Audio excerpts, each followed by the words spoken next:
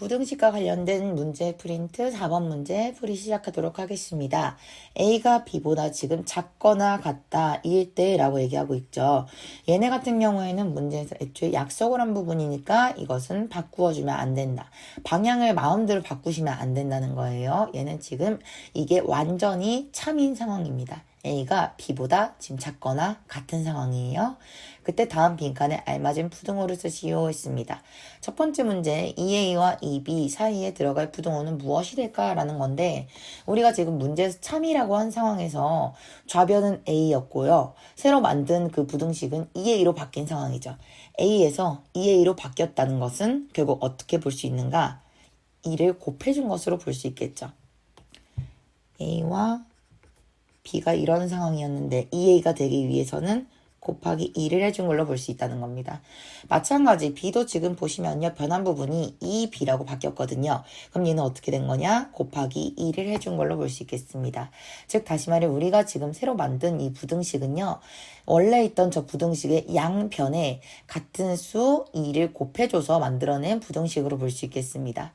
2라는 것은 지금 양수냐 음수냐 따진다면은 마이너스라는 부호가 달려있지 않은 수기 때문에 이 수는 양수로 볼 수 있습니다.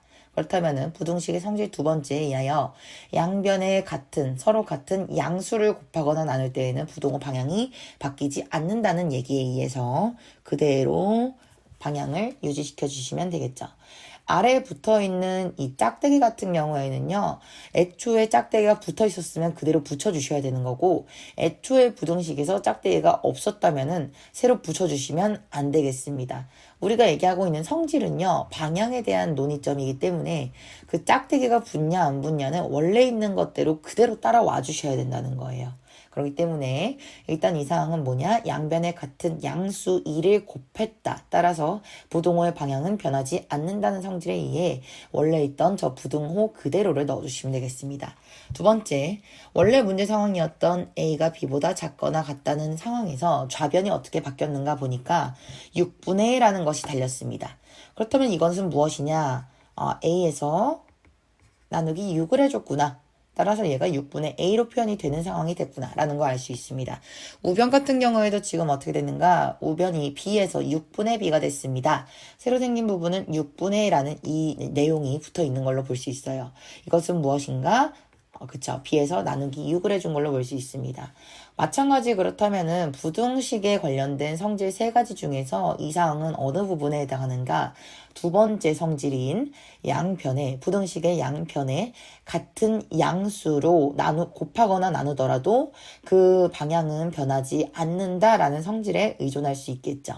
같은 수 양수, 즉 6이라는 수는 양수이기 때문에 양수로 나누어 주는 상황에서는 원래 부등호 방향이었던 이 내용이 변하지 않는다는 거겠죠. 그대로 오른쪽이 더 크다. 그리고 짝대기도 붙여주시면 되겠습니다.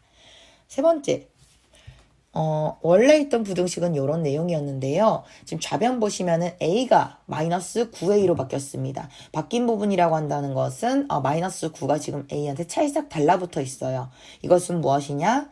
지금 마이너스 9라는 값을 곱해 주었다라는 걸로 볼 수 있겠습니다. 우변도 지금 보시면요. B가 어떻게 바뀌었는가? 마이너스 9B로 바뀌었습니다. 얘는 그럼 무엇인가? 그쵸. B에서 마이너스 9라는 수를 곱해서 만든 걸로 볼 수 있겠습니다. 지금 이런 상황은 그러면 어떻게 볼 수 있는가? 부등식의 양변에 서로 같은 음수 마이너스 9를 곱해준 부등식으로 볼 수 있겠습니다. 자, 음수를 곱하는 상황은요. 부등식의 성질 세 가지 중에서 세 번째에 해당하는 상황이겠죠.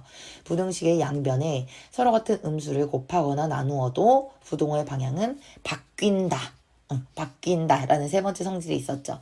그렇기 때문에 얘는 지금 어떻게 돼야 되는가? 원래 오른쪽이 더 크거나 같다라는 식으로 돼 있던 이 부등호가 방향을 그대로 전환해서 왼쪽이 더 크거나 같다라는 식으로 작성이 돼야겠죠. 마찬가지 아래 붙어 있는 짝대기는 절대로 떼어주시면 안 되겠습니다. 이렇게 해서 4번 문제 해설을 완성할 수가 있겠죠.